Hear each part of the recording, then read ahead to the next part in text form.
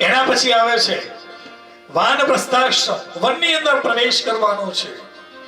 50 વર્ષ પછી બધી જવાબદારીઓથી મુક્ત થઈ ધીરે ધીરે વનની અંદર પ્રવેશ કરો. 51, 52 આ વનને બહુ સરસ રીતે જીવવાનું છે. જે કાર્ય ગઈકાલે વાત કરીને રિટાયર્ડ થયા પછી શાંતિથી પોતાના જીવનનો ઉદ્ધાર કરવા માટેનું કાર્ય કરવાનું છે. સંસારનું પણ ધ્યાન રાખવાનું છે, પોતાનું પણ ધ્યાન રાખવાનું છે. અને 75 પછી તો સંન્યાસ આશ્રમ, કશું જ નહીં, બધું સોંપી દીધું. હવે હું અને મારો પ્રભુ ઉદ્ધાર કરવાનો છે. અત્યાર સુધી મેં બધાની માટે કર્યું, હવે હું મારે માટે હું જીવું છું. અને એ રીતે તમે જીવન જીવશો ને તો આ ચારે આશ્રમો જે છે ને એ શ્રેષ્ઠ છે. પણ આ ચારે ચારની અત્યારે ગડબડ બહુ થઈ ગઈ છે. બ્રહ્મચર્ય આશ્રમ છે, એની અંદર બાળકોને પૂછે કે આખો દાડો આજ કરે જવાનું, અને એ જ કરવાનું હોય. 25 વર્ષ સુધી અભ્યાસ કરો અને 25 થી 50 વર્ષની અંદર ગૃહસ્થાશ્રમનો સ્વીકાર કરો, આનંદથી પરિવારની સાથે રહો. પણ બ્રહ્મચર્ય આશ્રમની અંદર સમય આપણે જ્ઞાન પ્રાપ્ત કર્યું નહીં તો 25 થી 50 ની અંદર ઢહડા જ કરવાના આવે છે. અને 50 વર્ષ સુધી કરીએ ત્યાં સુધી તો ઠીક છે. ઘણી વખતે જોઈએ તો 70 વર્ષના વડીલો જે છે ને એ પોતાના પરિવારને ચલાવવા માટે 70-75 વર્ષ સુધી મજૂરી કરે છે. જો આપણી સ્થિતિ સારી હોય તો ભગવાનને કહેવાનું છે કે પ્રભુ મેં ખૂબ કર્યું છે, બસ હવે તમે તમારું કરો. સંન્યાસ આશ્રમ, હું અને મારો પ્રભુ, હું અને મારો મહાદેવ, બસ બીજું કંઈ જ નહીં. પણ આ ચારે ચાર આશ્રમોની અંદર સરસ રીતે જીવન જીવવાનો પ્રયત્ન કરો. બાળકોને સારો સદાચાર શીખવશો ને તો બ્રહ્મચર્ય આશ્રમ સુંદર રીતે જશે. વિદ્યાની પ્રાપ્તિ થશે. ખૂબ સુંદર વિદ્યાની પ્રાપ્તિ કરી સરસ જગ્યાએ નોકરી લાગે કે ધંધો કરે. ધંધાની અંદર 25 વર્ષ એટલી મહેનત કરવાની છે. અને પછી વનની અંદર પ્રવેશ કરવા છોડતા આવડવું જોઈએ. અત્યારે તકલીફ એ છે કે માણસને છોડતા આવડતું નથી. જે પકડે છે ને એ પકડી જ રાખે છે, અને તમે છોડતા નથી એટલે તમારી પાસેથી ઝૂંટવી લેવામાં આવે છે. ખોટું હોય તો મને કહેજો. 51 વર્ષ પછી તમે જ્યારે દીકરો નોકરી કરતો હોય કે ધંધો કરતો હોય એની તમે વારંવાર તમે ટોક કરશો ને તો તમારી વાત નહીં માને. છોડી દો, એને કરવા દો. હા, તમે ધ્યાન રાખો, ક્યાંય તકલીફ પડે તો એ પૂછે ને તો જવાબ આપવાનો છે. એક ઉદાહરણ યાદ આવે છે, યાદ કરીને કહી દઉં. એક વ્યક્તિની 60 વર્ષની ઉંમર થઈ. એક ખૂબ સુંદર પ્રસંગ રાખ્યો છે. પોતાના મિત્રોને, સગાવાળાને બધાને બોલાવ્યા છે. આવી અને ખૂબ સુંદર રીતે આયોજન કરેલું હતું. એમાં બધાએ આવી અને કહે છે, અભિનંદન આપે છે કે તમે ષષ્ઠી પૂર્તિની ઉજવણી કરી, અમને બહુ જ આનંદ થયો છે. બધું જ બાળકોને સોંપ્યું છે. બસ હવે મને મુક્ત રાખો, મારે બીજું કાંઈ કરવું નથી. એનું કારણ છે જ્યાંથી સમજણ આવી ત્યારે અભ્યાસ કરીને 25 વર્ષની ઉંમરે જ્યારે વ્યક્તિ એકલો હોય ને ત્યારે 100% એનું ચાલે ને. એકલા હો, તમે જે કરવું છે તમે કરી શકો છો. તમારે કોઈને પૂછવાનું નથી. 100% તમારું ચાલે 25 વર્ષ સુધી. 25 વર્ષ પછી જ્યારે તમે ગૃહસ્થાશ્રમની અંદર આવો છો ને ત્યારે એકમાંથી શું થયા? 2 થયા. લગ્ન થયા, પત્ની આવી. હવે જે 100% હતા ને એમાં ભાગ પડ્યો. 50% પતિનું ચાલે અને 50% પત્નીનું ચાલે. પણ પતિ એમ માને કે હું કહું એમ જ ચાલે તો પછી ગૃહસ્થાશ્રમ ચાલે કે બગડે? બગડે. 2 ભાગ પડ્યા. 50% પતિનું ચાલે ને 50% પત્નીનું ચાલે. આ બંને ગાડે એકબીજાને પૂછીને ખૂબ સુંદર રીતે સમય વ્યતીત કરી રહેલા છે. 1-2 વર્ષ થયા, ઘરમાં બાળકનો જન્મ થયો, સંતાન થયું છે, દીકરાનો જન્મ થયો, એની અંદર પણ ભાગ પડ્યા. હવે ઘરની અંદર 3 વ્યક્તિ થયા. 100% માંથી પેલા બે 50% થયા. દીકરાનો જન્મ થયો એટલે એમાં પણ ભાગ થયા. કેટલા થાય? લગભગ 27.5 થાય ને, 33%. સોરી, 33% થયું. 33% પતિનું ચાલે, 33% પત્નીનું ચાલે, 33% દીકરાનું ચાલે. આ જ્યાં સુધી આ રીતે ચાલતું હોય ત્યાં સુધી ગૃહસ્થાશ્રમની અંદર મજા છે. 2-3 વર્ષ થયા પછી બીજા દીકરાનો જન્મ થયો. ઘરમાં 1/4 થયા. હવે એમાં પણ ભાગ પડ્યો. 25% ચારેયના ભાગે આવ્યા. 25% પતિ પત્ની બંને બાળકો. થોડાક સમય થયો, દીકરાના લગ્ન થયા. પેલો જે બાળક છે દીકરો, એના લગ્ન થયા. એ ઘરમાં એક 5મું વ્યક્તિ આવ્યું. કેટલો ભાગ પડ્યો? 20%. હવે 20% પતિનું એટલે પિતાનું ચાલે, 20% માતાનું ચાલે, 20% મોટા દીકરાનું ચાલે, 20% નાના દીકરાનું ચાલે અને 20% જે પુત્રવધુ આવી છે એનું ચાલે. આ સુધી ત્યાં સુધી બધું જ બરોબર છે. પછી 1-2 વર્ષ પછી બીજા દીકરાના લગ્ન થયા. ભાઈ બોલે છે કે હવે ડખા ચાલુ થયા. આ બધા અનુભવ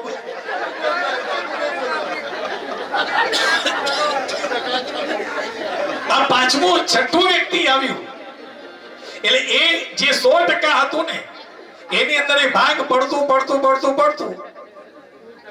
કેટલા આવ્યું? 17% આવ્યું. હવે આ 17% હવે તમારા હિસ્સાના રહ્યા ત્યાં સુધી તમે 60 ના થયા. હવે 60 વર્ષે એ વડીલ ઘરનો વ્યક્તિ છે એમ માને કે 100% મારું ચાલે તો ઘરની અંદર ડખાત થાય ને? નહીં. હવે જે 17.5% છે ને એ વખતે આ ષષ્ઠી પૂર્તિની ઉજવણી કરી બધું જ બાળકોને આપી દઈએ અને કહેવાનું કે હું ઘરમાં છું પણ ન હોવા બરોબર જ છું. હું આજથી કોઈને કશું જ બોલીશ નહીં. તમારે જેમ કરવું હોય એમ કરો. જ્યાં તમને યોગ્ય લાગે તમે મને પૂછશો તો હું તમને કહીશ. હવે જે 17% જે છે ને હવે એ 17% ક્યાં ચલાવવાના છે? ઈશ્વરની સાથે. ઘરમાં હવે ચલાવવા માટે જવાનું નથી. એ 17% જે છે એ જે 10-17% કે 20% જે રહે ને એ પરમાત્મા સાથે ચલાવવાનું રાખશો ને તો સંન્યાસ આશ્રમની અંદર જીવવાનો આનંદ આવશે. નહીતર પછી હાલત તો પૂરી થશે. વૃદ્ધાશ્રમો તો છે જ. દરેક વ્યક્તિ આ અવસ્થાની અંદર શીખવાનું છે સાહેબ કે 100% હવે મારું ન ચાલે. મારી પાસે 17% છે ને બસ એ પરમાત્મા સાથે ચલાવો અને તમે મુક્તિનો માર્ગ તમે તૈયાર કરો, બીજો કોઈ નહીં કરે. 4 અવસ્થાની વાત કરી છે. ગૃહસ્થાશ્રમને શ્રેષ્ઠ કરો આ રીતે કહ્યું. આ 4 જે આશ્રમો છે એ શ્રેષ્ઠ છે પણ એને સારી રીતે આપણે સમજી અને જીવીએ તો. અત્યારે જે દાદા જીવી રહ્યા છે એ સંન્યાસ આશ્રમમાં જ છે. કશું જ કરવાનું નથી. બસ હું અને મારો પ્રભુ સવારે ઉઠીને સવારે વહેલા ઉઠવું, ચાલવા જવું, નિત્ય કર્મ આપણો પૂર્ણ કર્યા બાદ ભગવાનની પૂજા કરવી. મને કહ્યું કે જ્યારે પહેલી શિવ કથા સાંભળેલી હતી તમે મને શિવ પુરાણ આપ્યું હતું. આજે પણ હું શિવ પુરાણનો અભ્યાસ કરું છું. દરરોજ 1 કલાક શિવ મહાપુરાણનો ગ્રંથ વાંચવાનું, ભાગવત વાંચવાનું. બસ આ સંન્યાસ આશ્રમ છે સાહેબ. હું દરેકને કહું છું કથા સાંભળ્યા પછી તમે શિવ મહાપુરાણના ગ્રંથને વાંચો, સમય આપો. હવે આપણે આપણો ઉદ્ધાર કરવાનો છે. જ્યાં સુધી તમે છોડશો નહીં ને ત્યાં સુધી છૂટવાનું નથી. બાપાને એમ છે હું છોડી દઈશ તો છોકરાઓ શું? અરે તું એક વખત છોડી તો દે, તારા કરતા સારું કરશે. એક વખત તો છોડ. પણ કોઈને છોડવું ગમતું નથી.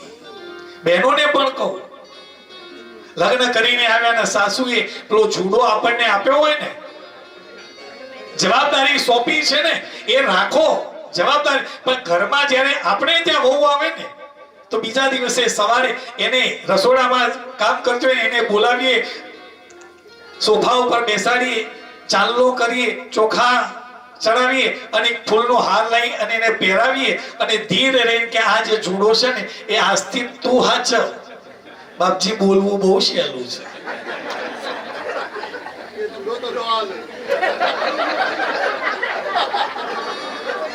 આપી દો સાહેબ, એ આપશો ને તો ખરેખર આનંદ આવશે કે તમારા માથો 25 વર્ષ સુધી મારી સાસુએ મને આપ્યો ને, મેં ખૂબ સરસ રીતે નિભાવ્યો, હવે તું સાચવ.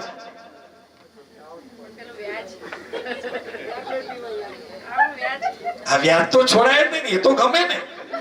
બસ એની સાથે આપણે આપણું બાળપણ જીવવાનું છે. આ બધી જવાબદારી સોંપી અને દીકરાને ત્યાં દીકરો આવે, પૌત્ર કે પૌત્રી આવે ને એની સાથે સમય વ્યતીત કરો સાહેબ. બાળક જેવા બનવાનો પ્રયત્ન કરવાનો છે. આગળનું જે થયું એ બધું ભૂલવાનું છે. બસ હું અને મારો પૌત્ર કે પૌત્રી એની સાથે મારે રહેવું છે, બસ એની સાથે આનંદ કરવો છે. અને એમાં આનંદ છે સાહેબ, મજા આવશે. આ ભાર ઓછો થશે તો ઊંઘ આવશે. બાપજી આ ઓયથી છૂટલ રાતે એ ઓછી કે જાય છે, કારણ કે કેળમાંથી કદાચ ઊંઘમાં કોઈ કાઢી લે તો, પણ રાત્રે સુઈ જઈએ ને એટલે ઓશિકાની છે, કારણ કે ઓશિકું છે જ કુલ છે. હાય હાય. અને આ છૂટતું નથી ને એટલે તમારી પાસેથી ખેંચી લેવામાં આવે છે. પછી બેડરૂમ ની અંદર પત્ની છે ને એ તમારા દીકરાને સમજાવે કે આ બા આ જોડો લઈ લઈને ફરે છે, આ હોના દોરો કે મગમાળા પહેરીને ફરે છે, અત્યારે કેવી ચોરી થાય છે, એ મંદિરે દર્શન કરવા દરરોજ ચાલતા જાય છે અને કોક પાછળથી આવીને તોડી અને લઈ જશે અને ક્યાંક બા પડી જાય અને ક્યાંક માથામાં વાગે ન કરવાનું થાય તો એના કરતા તમે જરા સમજાઈને મગમાળા કાઢી લો.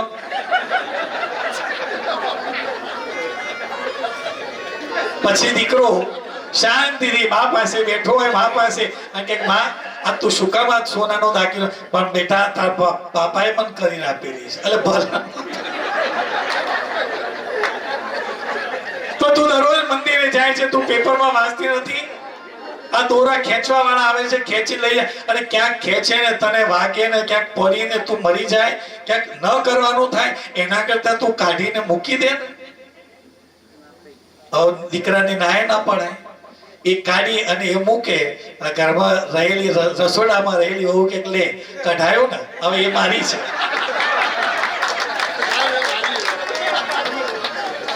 પણ એના કરતા પહેલા આ તો ઉદાહરણ છે, પણ કહું છું તમારી પાસે જે છે એ તમે તમારા હાથે સગા હાથે જ તમે આપશો ને તો એને આનંદ આવશે. ને જે દિવસે તમે આ હોનાનો આ જે જુડો છે ને એ તમે એને આપશો ને સાહેબ, ગેરંટી આલું છું, વ્યાસપીઠ ઉપરથી વચન આલું છું, એ દિવસે બદામનો શીરો ના મળે ને તો મને કહેજો. ખાવામાં બદામનો શીરો આવશે, બા તમે બદામ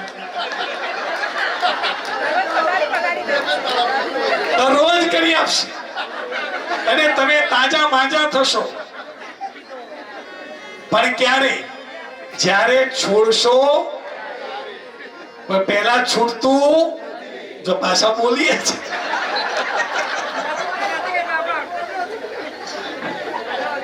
સમજવાનું છે. આ આશ્રમોનું જે વર્ણન કર્યું છે એ સમજાવે છે સમય દરેક કાર્યને છોડતા આવડવું જોઈએ. તમે ભાગવતનો અભ્યાસ કરો કે એમાં કેટલા બધા રાજાઓ થયેલા છે. જ્યારે દીકરો પોતાના ખભે આવીને ઊભો થયો ને ત્યારે એમને બધું છોડી રાજકાજ બધો પુત્રને સોંપી અને વનની અંદર પ્રવેશ કર્યો છે. દશમ સ્કંદનું પારાયણ કરતા કરતા પરમાત્માની અંદર વિલીન થયા છે. એ બતાવે છે, દરેક કથા સૂચવે છે સમયે સમયે તમે છોડતા શીખો, એનો આનંદ છે. 25 વર્ષ પછી પણ તમે 35 વર્ષે અભ્યાસ કરશો ને તો એ તમને બર્ડન લાગશે. 25 વર્ષ પછી મહેનત કરવાની છે. 50 પછી વનની અંદર પ્રવેશ કરો, જવાબદારી ઓછી કરતા જાઓ. 58 વર્ષે કહ્યું એ તમે 50 વર્ષે છોડવાની શરૂઆત કરશો ને ત્યારે 58 વર્ષ આવતા આવતા તમે બધી જ જવાબદારી એમને સોંપી દેશો અને 50 વર્ષ પછીના જે 8 વર્ષ તમે સોંપી રહેલા છો ને એ 8 વર્ષ તમારે એની નિગરાની રાખવાની છે કે દીકરો શું કરે છે. એને ક્યાંય તકલીફ પડતી હોય તો ત્યાં તમે એને સમજણ આપો, બેટા આમ નહીં કર, તું આ રીતે કર. એ 8 વર્ષની તમારી દ્રષ્ટિ એના ઉપર રહેશે ને એ એના માર્ગ ઉપર ચડી જાય. પછી 58 વર્ષ પછી તો છોડી જ દેવાનું છે, કશું જ નહીં. આશ્રમોની વાત કરી છે. એના પછી આ સુધજીને શૌનક આદિ ઋષિ મુનિઓએ પ્રશ્ન કર્યો છે કે પ્રભુ તમે જે શિવલિંગની વાત કરી એ લિંગના પ્રકારો કયા કયા? એ વાત હું માનું છું ત્યારે આવતીકાલે આપણે સવારે પહેલું સેશન જે આપણું આવે એની અંદર કરીશું. 6 વાગ્યા છે, બરોબર? 6 વાગ્યા છે. આવતીકાલે સવારે લિંગના પ્રકારો કયા કયા, લિંગની પૂજા કેવી રીતે કરવી, આવતીકાલની સવારનું જે સેશન છે એમાં બધો પૂજાનો વિધિ આવશે. કારણ કે શિવની પૂજા કેવી રીતે કરવી, સ્ત્રીઓથી થાય કે ન થાય, આવા ઘણા બધા પ્રશ્નો છે બહેનોની અંદર.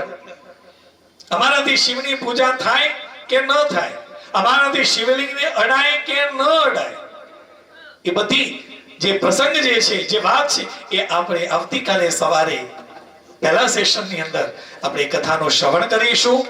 અત્યારે આ કથાને આપણે વિરામ આપીએ, કારણ કે સવારે પણ તમે 3 કલાક બેઠા, અત્યારે પણ તમે 3 વાગ્યાથી આવી ગયા, બરોબર? મને તો વાંધો નથી ભાઈ, બોલો. અહીંયા તો બહેનો કહે છે ખેંચી લો થોડું, મને વાંધો નથી, આપણે તો અહીં બેઠા છે, આપણે ક્યાંય જવાનું નથી. મારે તો શ્રોતા કે એ પ્રમાણે આપણે કાર્ય કરવું છે. એ કોઈ પણ જગ્યાએ જઈએ ને એ પહેલા ગૂગલ ની અંદર સર્ચ આઉટ કરી અને પછી આપણે આવીએ કે સોમનાથમાં જઈએ આટલી આટલી જગ્યાએ તો જવું પડે. એટલે એવું કઈ હોય ક્યાંય જવું હોય તો પછી આપણે એ રીતે કરીએ, નહીતર અડધો કલાક.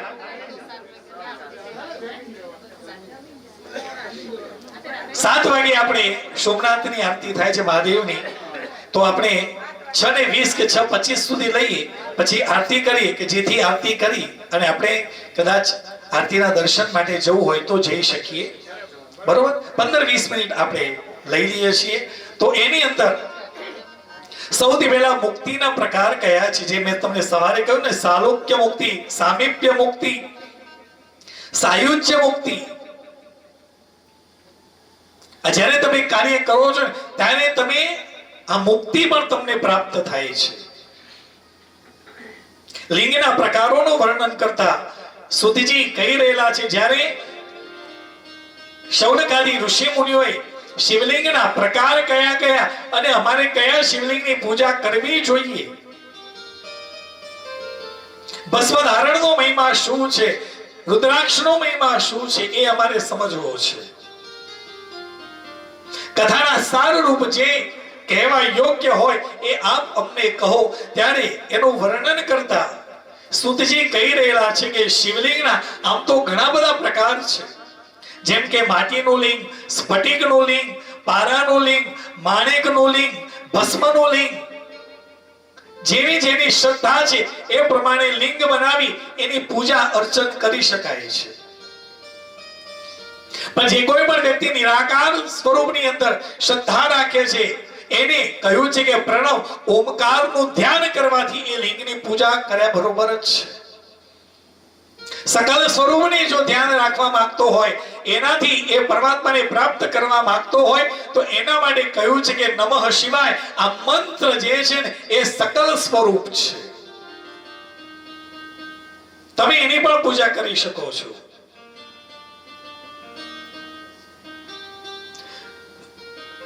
સૂક્ષ્મ લિંગ છે ઓમકાર અને સ્થૂળ લિંગ છે નમઃ શિવાય. પણ સુત પુરાણીને જે પ્રમાણે પ્રશ્ન કર્યો એ પ્રશ્નનો જવાબ આપતા સુતજી કહી રહેલા છે કે શ્રીમદ્દેવી શિવ મહાપુરાણની અંદર 5 પ્રકારના લિંગની વાત કરવામાં આવી છે. પણ આ 5 પ્રકારના જે લિંગ છે એ કથા કહી એ પહેલા સુતજીએ કહ્યું છે કે આ પૃથ્વી જે ધરતી છે ને એ લિંગમય છે. આ ધરતી એ લિંગ સ્વરૂપ જ છે.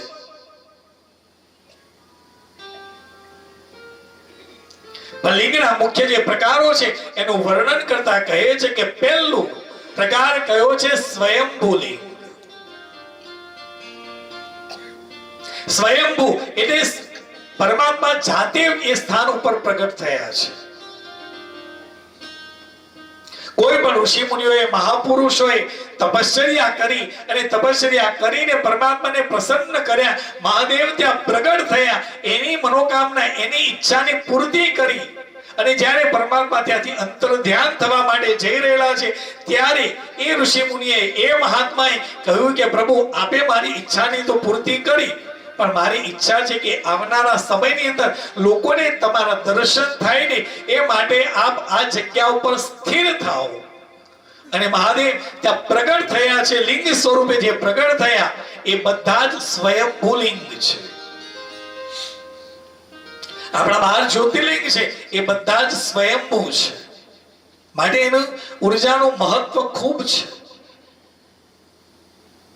તો પવિત્ર એવા સોમનાથની અંદર સોમનાથ મહાદેવ પ્રભાસ ક્ષેત્રની અંદર ગઈકાલે મેં કહ્યું કે ચંદ્રદેવી ઉપાસના કરી. પ્રભુ પ્રસન્ન થયા. એમને જે દક્ષ પ્રજાપતિનો શાપ મળ્યો હતો એની અંદરથી એમને મુક્તિ અપાવી છે અને એમની ઈચ્છાની પૂર્તિ કરી. જ્યારે પરમાત્મા ત્યાંથી અંતર ધ્યાન થવા માટે ગયા ત્યારે આ ચંદ્રદેવે કહ્યું છે કે પ્રભુ આ સ્થાન પર આપ લિંગ સ્વરૂપે પ્રગટ થાઓ. પોતાના ભક્તની ઈચ્છાની પૂર્તિ માટે ત્યાં શિવલિંગ સ્વરૂપે મહાદેવ પ્રગટ થયા. એ પહેલું જ્યોતિર્લિંગ છે સોમનાથ. આ સ્વયંભૂ લિંગ છે. તો જે જે જગ્યાએ આવા સ્વયંભૂ શિવલિંગ પ્રગટ થયેલા હોય, ઘણા એવા ગામડા છે કે ત્યાં ઘણા આપણને ખ્યાલ ન હોય પણ કોઈ મહાત્માએ ત્યાં તપશ્ચર્યા કરી છે અને એ જ્યારે એ દેહ શાંત થયો અને જ્યારે ત્યાં આપણે કંઈ ખોદકામ કરતા હોઈએ અને ત્યાંથી આપણને શિવલિંગ મળે, પ્રગટ થયેલું છે, આપણે કોઈએ મૂક્યું નથી અને જે પ્રગટ થયું એને આપણે સ્વયંભૂ લિંગ કહ્યું છે. આ સ્વયંભૂ છે કારણ કે ત્યાં કોઈએ તપશ્ચર્યા કરી છે અને પ્રભુ પ્રગટ થયો છે. આ પહેલું લિંગ છે સ્વયંભૂ લિંગ. એનું મહત્વ ખૂબ છે.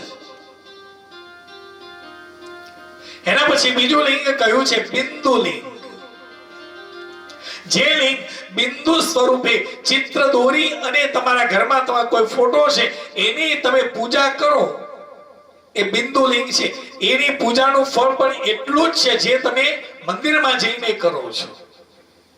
આપણે અહીંયા સોમનાથમાં આવ્યા છીએ, ઘરે કોઈ એવો ફોટો નથી તો અહીંથી આપણે સોમનાથ મહાદેવ નું જે મંદિરનું જે સ્વરૂપ છે, શિવાલય છે એ અને સાથે શિવલિંગ નો ફોટો છે એ લઈને આપણે દરરોજ એની પૂજા કરીએ ને તો એ પૂજાનો સ્વીકાર મહાદેવ કરે છે. આ બિંદુ લિંગ છે. મહાદેવજીનો ફોટો હોય એની પણ પૂજા કરીએ એ બિંદુ લિંગ છે. ત્રીજું કહ્યું છે ચરિત લિંગ. ચરિત લિંગ જે લિંગની પૂજા કરી તેને નિજ મંદિરની અંદર આપણે પધરાવીએ છીએ. આપણા ઘરે જે મંદિર હોય ને, ભાવના હોય કે આપણે મહાદેવના ઉપાસક છીએ, મંદિરમાં તો જઈને મહાદેવ ઉપર જળાભિષેક કરીએ, દુગ્ધાભિષેક કરીએ, પણ ઘરે કરવું હોય તો મંદિરમાં નથી જઈ શકાય. તો ઘરે રહેલા નિજ મંદિરની અંદર શિવલિંગની સ્થાપના કરી આપણે એને નિજ મંદિરમાંથી દરરોજ સવારે એને બહાર કાઢીએ, થાળીની અંદર મૂકી એના ઉપર આપણે મંત્ર જાપ કરીએ. મૃત્યુંજય મંત્રથી કે ઓમ નમઃ શિવાય મંત્રથી કે શિવ મહિમ્નથી કે રુદ્રાભિષેક રુદ્રાધ્યાયથી આપણે અભિષેક કરીએ તો એનો પણ મહાદેવ સ્વીકાર કરે છે. જે અભિષેક કર્યા બાદ એને સ્નાન કરાવી ખૂબ સુંદર રીતે એના ઉપર ચંદનનું તિલક કરીએ, એના ઉપર બિલ્વ પત્ર ચડાવી અને પાછું નિજ મંદિરમાં પધરાવીએ. એને કહેવાય ચરિત લિંગ, જેની આપણે સ્થાપના કરી નથી, પણ એક ભાવથી આપણે ઘરે શિવલિંગ નર્મદાજીના કિનારેથી કે હરિદ્વારથી આપણે લાવેલા છીએ અને નિજ મંદિરની અંદર પધરાવી એની દરરોજ સેવા પૂજા કરવી અને પાછો નિજ મંદિરની અંદર પધરાવવું એને કહેવાય ચરિત લિંગ. ચોથું કયું છે સ્થાપિત લિંગ. જે લિંગની મંદિરની અંદર પ્રતિષ્ઠા કરી અને પધરાવવામાં આવે, પ્રતિષ્ઠા કરીને પધરાવવામાં આવેલું હોય એને કહેવાય સ્થાપિત લિંગ. એ લિંગને પછી હટાવાય નહીં, એને દૂર ન કરાય. જ્યારે સ્થાપિત લિંગની પ્રતિષ્ઠા કરી અને જ્યારે મંદિરની અંદર પધરાવવામાં આવે ને એનો પણ વિધિ છે.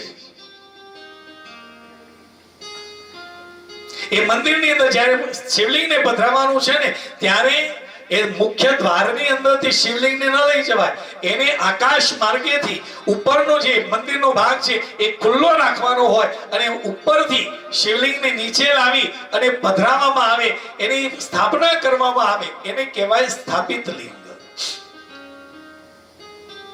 જેની સ્થાપના પ્રતિષ્ઠા કરી છે 3 દિવસનો આખો પ્રસંગ હોય અને એ સ્થાપિત થયેલું લિંગ છે એની પૂજા દરરોજ થવી જોઈએ, એની પખાલ દરરોજ થવી જોઈએ.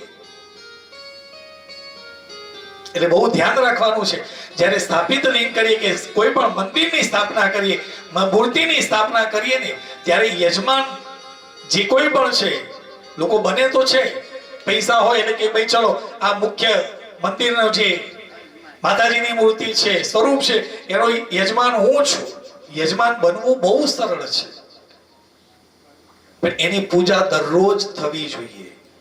અને એ જો પૂજા દરરોજ ન થાય તો એનો દોષ યજમાનને લાગે છે.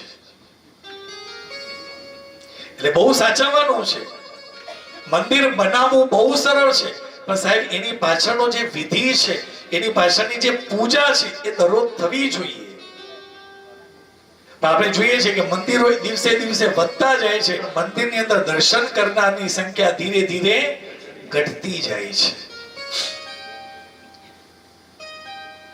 મંદિરની જો સ્થાપના કરો છો, મંદિર બનાવ્યું છે, એની પ્રતિષ્ઠા કરીને મૂર્તિ પધરાવી તો પછી મંદિરમાં જવાની એક ટેક રાખવી પડે. દરરોજ હું આરતીના સમયે મંદિરમાં જઈશ,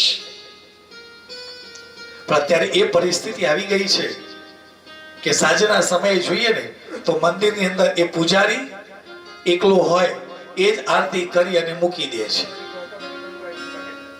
ઘંટ વગાડવા માટે કોઈ રહ્યું નથી. મંદિરની અંદર ઘંટારવ કરવા માટે ખૂબ સુંદર ઘંટનાદ મૂકેલો છે, પણ હવે લોકોએ મશીન લાવી દીધા છે. મશીન સ્વિચ પાડી એટલે વાગે જાય અને મંદિરના મહારાજ છે પૂજા કરે. ઠીક છે, પૂજા થઈ રહી છે, પણ કહેવાય કે મંદિર બનાવ્યું છે તો એ જવાબદારી એ ગામના દરેક સભ્યની છે કે એ આરતીની અંદર આપણે જવું જોઈએ. ભલે 5 તો 5 માણસે પણ દરરોજ એક ટેક રાખવી જોઈએ. સાહેબ એક ટેક રાખશો ને મંદિરમાં, બસ દરરોજ સાંજે આરતીના સમયે જવું. સાહેબ 6 મહિના કરો, તમને કેવા અનુભવો થાય છે. બહુ ઓછા લોકો છે જે આવા નિયમોને પાળે છે. ગમે ત્યાં હોઈએ, સાંજે હું મંદિરમાં હોઈશ. સ્થાપિત લિંગ છે જેની સ્થાપના કરવા, પ્રતિષ્ઠા કરવામાં આવી છે એને સ્થાપિત લિંગ કહેવાય. અને 5મું કહ્યું છે કે ગુરુ લિંગ. આપણા સદગુરુ જે છે, જીવનની અંદર જો ગુરુ બનાવેલા હોય, એ ગુરુ એ શિવ સ્વરૂપ છે. એની પૂજા કરીએ ને એ શિવની પૂજા કર્યા બરોબર જ છે. આપણે ગુરુ બનાવેલા છીએ, ગુરુ આપણા પાસે હોય, જો હાજર હોય, આપણે એમના દર્શન કરીએ તો સમજી લેવાના કે શિવના દર્શન થઈ ગયા. એમની પૂજા કરીએ, શિવની પૂજા થઈ. કદાચ ઘરની અંદર ફોટો છે, ફોટાના દર્શન કરીએ, એને તિલક કરીએ તો સમજી લેવાનું કે શિવની પૂજા થઈ ગઈ. ગુરુ એ શિવ સ્વરૂપ છે.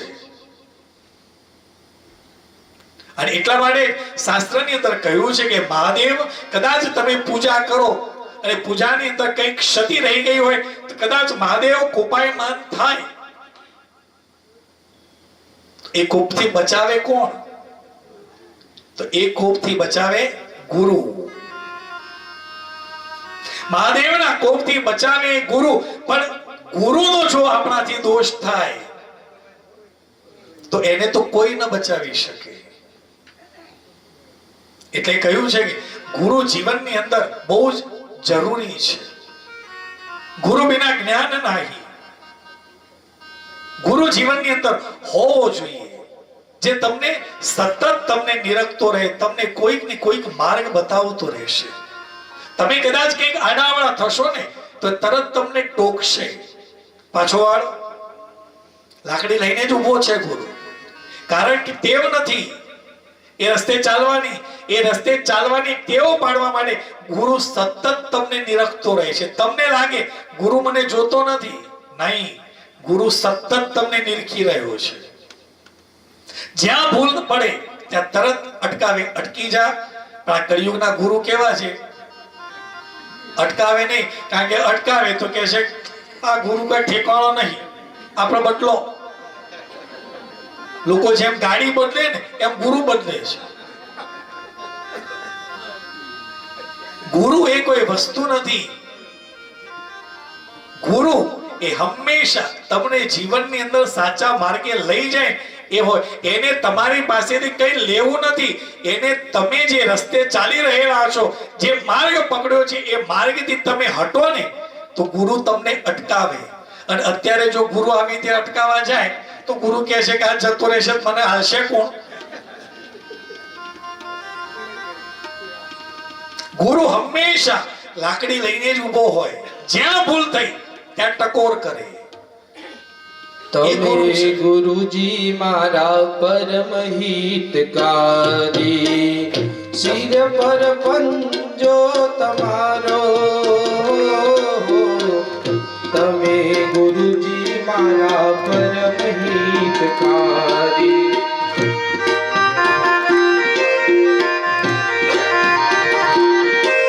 અરે શિર પર પંજો તમારો,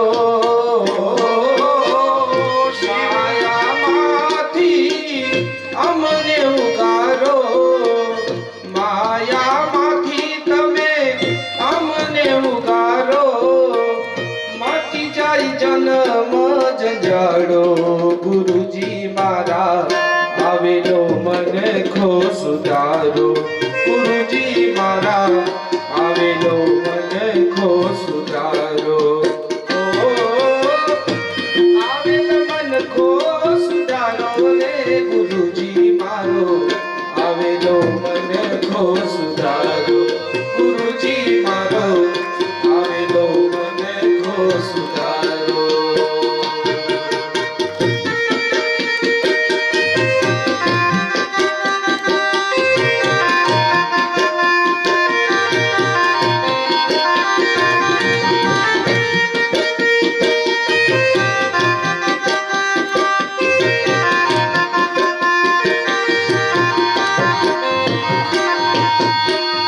ગુરુ બિન ધ્યાન જ્ઞાન સર્વે ફોગટ.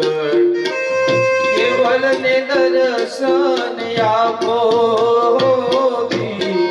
ગુરુ બિન ધ્યાન જ્ઞાન સર્વે ફોગટ. તમે દાસ ને દર્શન આપો.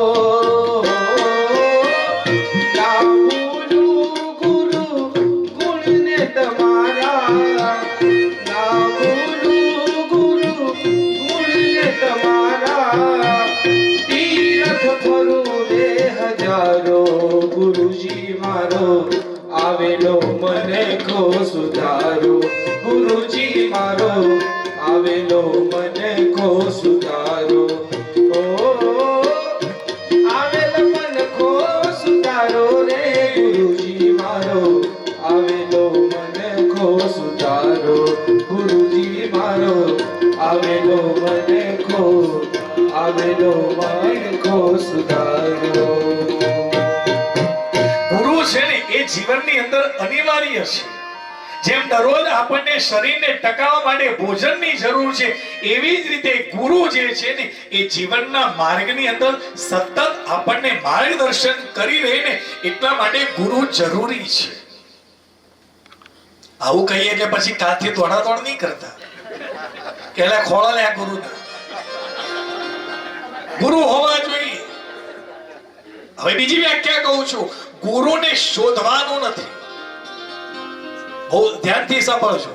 આવું કહીએ ને એટલે ખોટી જગ્યાએ જો લાગી જશો ને તો જીવનના 10-12 વર્ષો ખોટી જગ્યાએ લાગી ગયા પછી એમાંથી બહાર નહીં નીકળી શકો. ગુરુને શોધવાનું નથી. ભાગવત કહે છે કે શિષ્ય તરીકેની યોગ્યતા પ્રાપ્ત કરશો ને એટલે ગુરુ સામેથી તમને શોધતો શોધતો આવશે કે બેટા હું તને જ શોધી રહ્યો હતો, તું ક્યાં હતો. જે કોઈ પણ વ્યક્તિની પાસે ગયા પછી આપણને અંદરથી એમ થાય કે બસ હું જેને શોધતો હતો ને એ આ જ છે. તમારા મનની અંદરના ભાવો પ્રગટ થઈ રહેલા છે, બસ આજ મારા ગુરુ હોવા જોઈએ. અને તમે જ્યારે ગુરુને વાત કરશો ને તો સૌથી પહેલા ગુરુ તમને નિગ્લેક્ટ કરશે, બહુ મહત્વ નહીં આપે. કારણ કે ગુરુ ક્યારે બની શકાય? આ જે આવ્યો છે ને માટીનો લુવો, એને પહેલા મારે ઘડવાનો છે, એમનેમ ન બનાવે. પણ અત્યારે કળિયુગમાં તો બનાવી દે છે. હજારોની સંખ્યામાં ગુરુ બનવા વાળા, ચેલા બનવા વાળા છે. નથી ગુરુ એ સ્થિતિએ પહોંચી શકતા, નથી શિષ્યને પોતે જ નથી પહોંચ્યા તો શિષ્યને શું લઈ જાય? શ્રીમદ ભાગવતની અંદર કહ્યું છે કે ગુરુ જ્યારે તમે બનેલા છો તો શિષ્યને તમે મોક્ષ માર્ગે લઈ જવા માટે સક્ષમ નથી તો કોઈના ગુરુ નહીં બનતા. કારણ તમે કોઈને ગુરુ બનાવ્યો છે અને જીવનની અંદર તમે કંઈ પણ ખોટું કરશો ને તો એનું ફળ ગુરુને પણ ભોગવવું પડે છે. એટલે ગુરુ કેટલું સાવચેતી રાખે, કેટલું ધ્યાન રાખી અને પછી કહેવાય કે ટપારીને પછી એ નક્કી કરે કે નહીં આ યોગ્ય છે, હું કહું છું એ પ્રમાણે એ પોતાનું જીવન જીવી રહ્યો છે. ધીરે ધીરે એની જીવનની ગાડીના પાટા બદલી રહ્યો છે. તો એ સાચો શિષ્ય છે, તો એ સાચો ગુરુ છે. ગુરુ હંમેશા તમને ટકોર કરે. તમે સારું કરશો ત્યાં સુધી તમને સારું નહીં કે, કારણ કે ખબર છે એ જે કરી રહ્યો છે યોગ્ય માર્ગે છે. તો મહત્વ બહુ છે. જીવનની અંદર ગુરુ હોવો જોઈએ એ જરૂરી છે, પણ એના માટે મેં કહ્યું એ પ્રમાણે શિષ્ય તરીકેની યોગ્યતા પ્રાપ્ત કરો. ગુરુ તમને શોધતો આવશે. ગુરુ લિંગ છે, ગુરુ એ શિવ સ્વરૂપ છે. ગુરુ ની અંદર એટલી ક્ષમતા છે કે મારા શિષ્યને મારે કલ્યાણના માર્ગે લઈ જવો છે, એને મોક્ષના માર્ગે લઈ જવાની તાકાત ગુરુની અંદર છે. તો જ એ તમને શિષ્ય તરીકે તમારો સ્વીકાર કરશે, બાકી નહીં કરે. ગુરુ લિંગ છે. તો 5 પ્રકારના લિંગ કયા છે? કયા કયા? સ્વયંભૂ લિંગ યાદ રહેશે ને? સ્વયંભૂ લિંગ, બીજું બિંદુ લિંગ, ત્રીજું ચરિત લિંગ, ચોથું સ્થાપિત લિંગ અને 5મું ગુરુ લિંગ. આ 5 લિંગ મહત્વના છે જે કહ્યું છે. ગુરુ એ લિંગ સ્વરૂપ છે. જ્ઞાન આપે એ ગુરુ ખરા, પણ ગુરુ હોય ને એ જ જ્ઞાન આપે. સમજો, તમને શબ્દો એક જેવા લાગશે પણ એને સમજવાના છે. જ્ઞાન આપે એ ગુરુ ખરા, પણ ગુરુ હોય ને એ જ જ્ઞાન આપે. ભવસાગર તારે એ ગુરુ ખરા, પણ ગુરુ હોય ને એ જ ભવસાગરને તરાવે. એટલા માટે જ કહ્યું નાસ્તિ તત્વમ ગુરુ પરમ. ગુરુથી શ્રેષ્ઠ બીજું કઈ છે જ નહીં. આ લિંગની 5 પ્રકારના લિંગની કથા કહી. એના પછી તો સુધજી કહી રહ્યા છે કે ભારતની અંદર જે 5 તત્વ જે છે ને આપણા, પૃથ્વી, જલ, તેજ, આકાશ અને વાયુ, પણ એ લિંગ સ્વરૂપ છે. ધરતી જ લિંગમય છે. કોઈ પણ ક્ષેત્ર એવું નથી કે જ્યાં શિવજીનું ક્ષેત્ર ન હોય. શિવલિંગનું પૂજન કરવાથી મનુષ્ય તમામ કામનાઓથી એની પૂર્તિ થાય છે, એની જે કંઈ પણ ઈચ્છા છે એની પૂર્તિ થાય છે.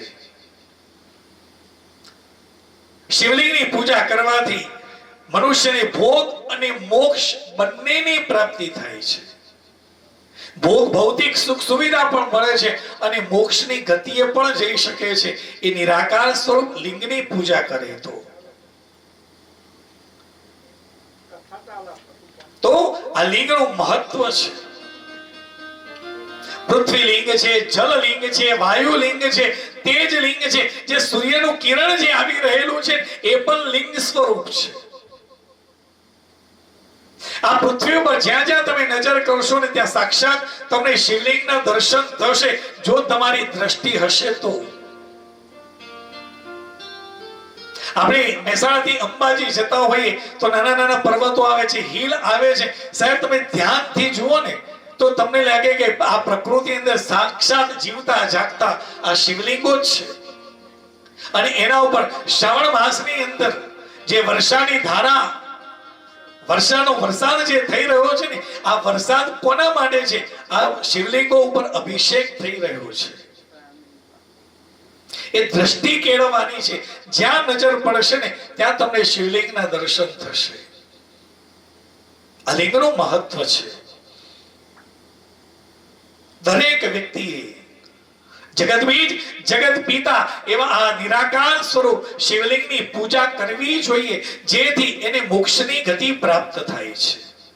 અને મુખની અંદર મંત્ર રાખવાનો છે ઓમ નમઃ શિવાય, જે બધા જ મંત્રોનો પિતા છે. મૂળ મંત્ર છે, બીજ મંત્ર છે ઓમ નમઃ શિવાય. આ ઓમ એ પ્રણવ ઓમકાર છે, એ નિરાકાર સ્વરૂપ છે. નમઃ શિવાય એ સકલ સ્વરૂપ છે. આ પંચાક્ષર મંત્રની આગળ ઓમકાર લગાવવાથી એ મંત્ર બન્યો, જેને કહેવાય છે સદાક્ષર મંત્ર ઓમ નમઃ શિવાય. જે શિવનો ભક્ત છે, જે શિવને માને છે, એને દરરોજ આ શિવના મંત્રનો જપ કરવો જોઈએ અને શિવલિંગ ઉપર અભિષેક કરવો જોઈએ. કદાચ કોઈક વ્યક્તિને થાય કે મહારાજ અમારા ઘરે શિવલિંગ નથી, મંદિરમાં જઈએ બહુ જ ભીડ છે અને અમારે અભિષેક કરવો છે તો શું કરીએ, સમય નથી. તો શિવ મહાપુરાણ કહે છે ઘરની અંદર જ આપણો જે અંગૂઠો છે ને, આ રીતે મુઠ્ઠી વાળી અંગૂઠાને આવી રીતે ઊભો કરી અને એના ઉપર તમે જળ ચડાવશો ને, આ પણ લિંગ સ્વરૂપ જ છે.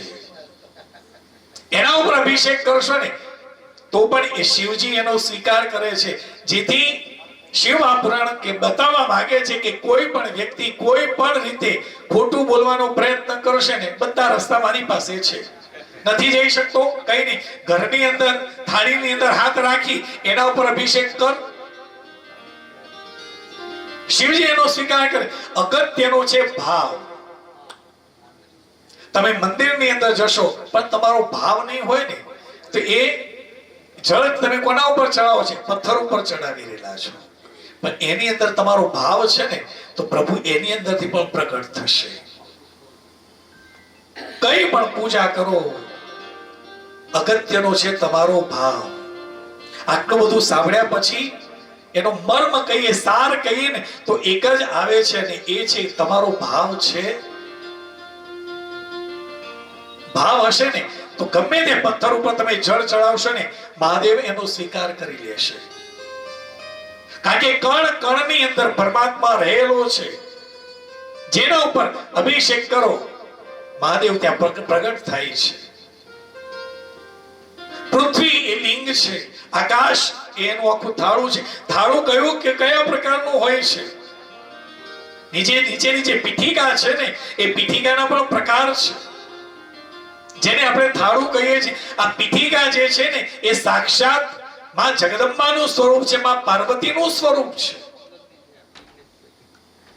આ કહી રહ્યો છું, પીઠિકા ગોળ હોય, ચોરસ હોય, ત્રિકોણ હોય, ખટવાંગ આકારની પણ હોઈ શકે. તમે આપણે કાશીમાં જઈએ ને ત્યાં બધા જ જે શિવલિંગો છે એના જે થાળા જે છે, પીઠિકા જે છે, કોઈ અષ્ટકોણીય છે, કોઈ ચોરસ છે, કોઈ ત્રિકોણ છે.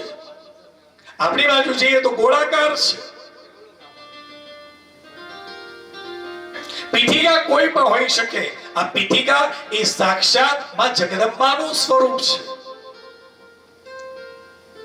જ્યારે શિવ મંદિરની અંદર તમે અભિષેક કરવા માટે જાઓ છો ને, તો શિવજીના શિવલિંગ ઉપર અભિષેક કરો એ પહેલા કહેલું છે કે પહેલા પીઠિકા ઉપર જળ ચડાવવાનું છે.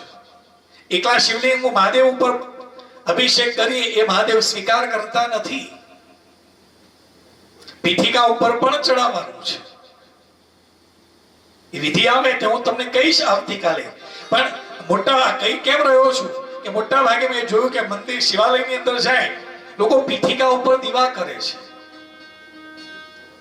પીઠિકા ઉપર ફળ ચડાવે છે,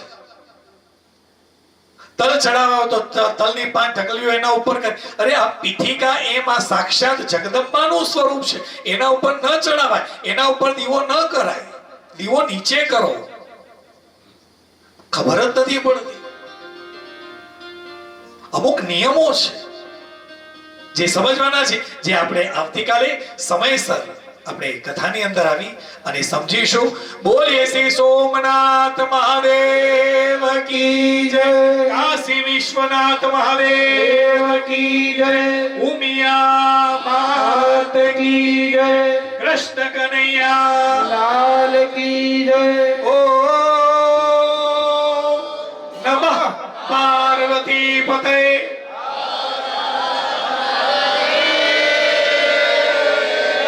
હર ઓંકારા પ્રભુ જય શિવ ઓંકારા બ્રહ્મા વિષ્ણુ સદા શિવ બ્રહ્મા વિષ્ણુ સદા શિવ હરદા કેદારા ઓમ હર હર હર મહાદેવ.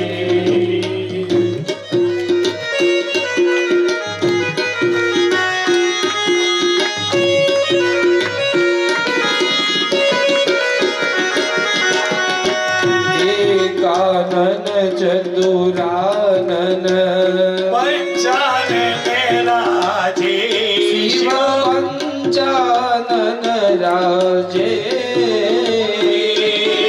હંસાસન કરુણાસન હંસાસન કરુણાસન વૃષવાહન સાજે. ઓમ હર હર હર મહાદેવ.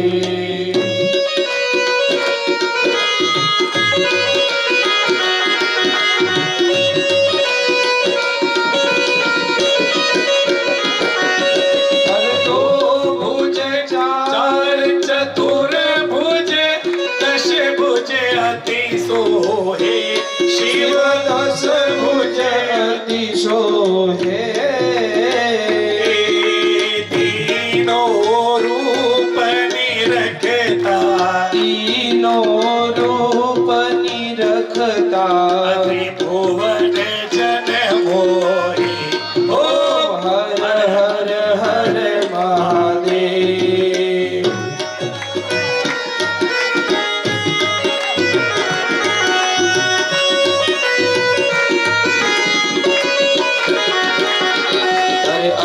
અક્ષમાલા વનમાલા મુંડમાલા ધારી શિવ મુંડમાલા ધારી.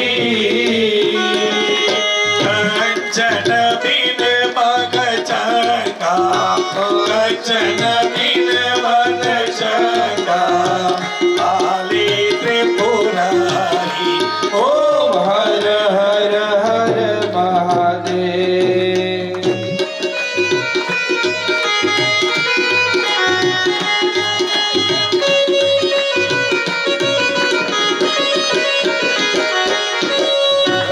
પ્રતિક કમંડલ ચક્ર ત્રિશૂલ ધારી. શિવ ચક્ર ત્રિશૂલધારી. જગ હરતા જગ કરતા, જગ હરતા જગ કરતા જગ પાલન હારી. ઓમ હર હર હર મહા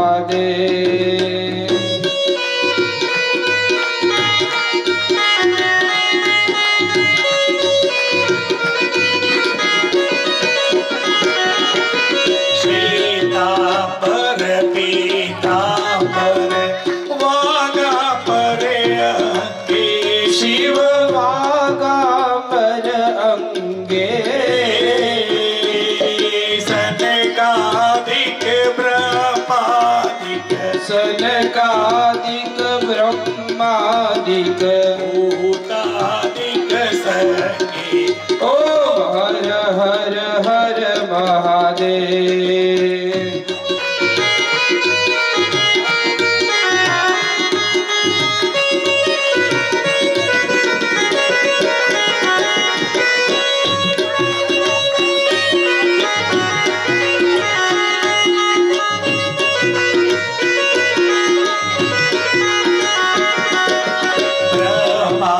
विष्णु सदा शिव जानते अविवेका શિવ જાનતય વિવેકા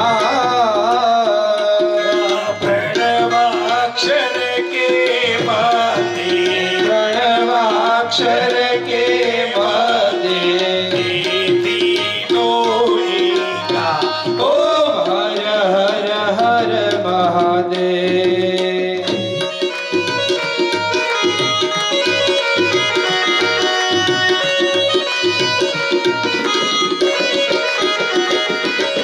त्रिगुण स्वामी जी की आरती जे कोई गावे शिव जो कोई ગાવે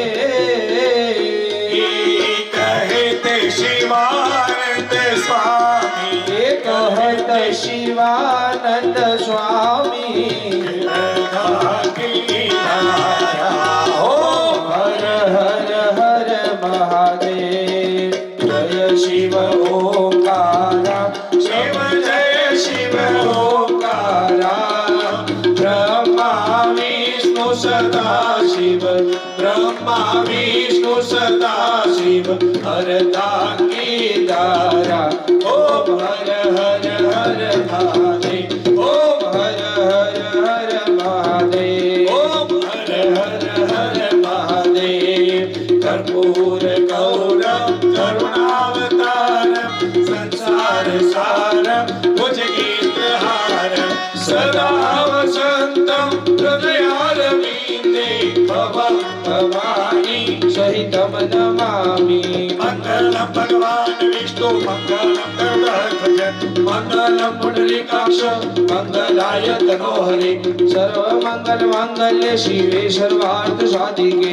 शरणे त्र्यंबके गौरी नारायणी नमोस्तुते नारायणी नमोस्तुते नारायणी नमोस्तुते जलेन शीतलैकृत्य पुष्पैः તમારી અંદર પુષ્પ પધરાવેલું છે આ થાળીની અંદર પુષ્પૈः દેવતાભિવંદનમ દેવતાઓને આરતી આપી દેજો દેવ દેવતાભિવંદનમ ચારે દિશામાં આરતી આપી દેજો સર્વદેવતાભ્યો નમઃ સમર્પયામિ તમે પુષ્પ જે છે એ ભગવાનની આગળ પધરાવી દેજો દેવ દેવતાભિવંદનમ જગનેન જગનમે ચિંત દેવાસ્તાનિ ધર્માણિ પ્રથમાન્યાસન્ન તેહનાખમ મારે ઘેર જમવા પધારો રે મહાદેવ કૈલાશ વાળા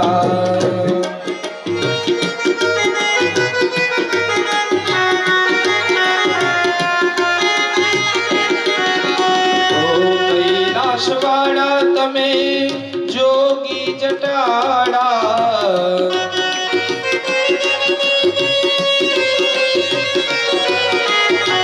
મારે ઘેર જમવા પધારો રે મહાદેવ કૈલાશવાળા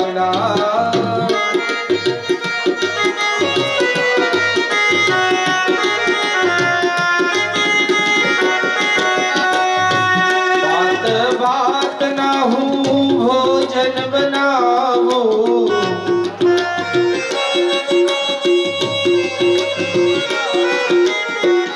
बात बात ना हूँ भोजन बनाऊं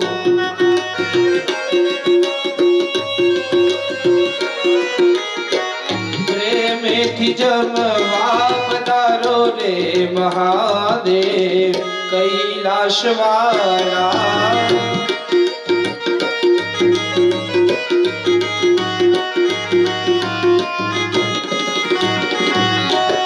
જળ જમુનાની પ્રભુ જાણીઓ ભરાવું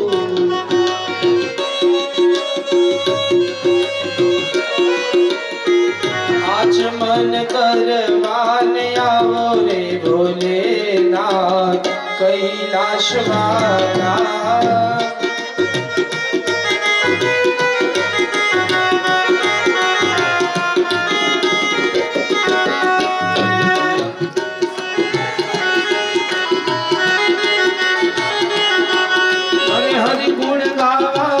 રસ પીવા આવે એને લાવજો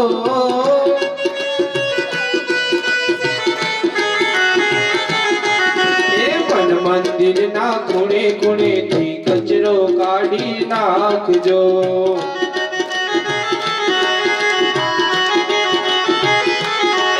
અરે અખંડ પ્રેમ તણી જ્યોતિ ને કાયમ જલતી રાખજો